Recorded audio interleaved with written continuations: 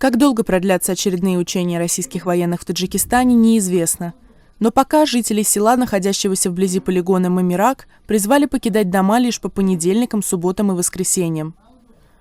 Однако местные жители утверждают, даже у себя дома они не чувствуют себя в безопасности.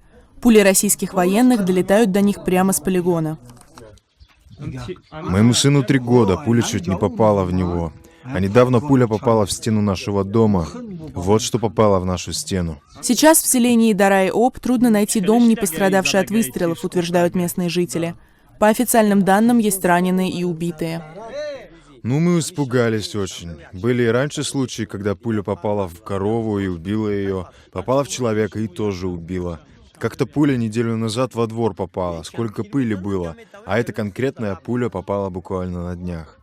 Председатель Шура-Абадского района на пресс-конференции заявил, что они официально пригласили посла России посетить села, чтобы он своими глазами увидел положение дел. А пока председатель района попросил жителей близлежащих к полигону селений не выходить из дома со вторника до пятницы. Представители военной базы, в свою очередь, выслушали жалобы и обещали принять меры.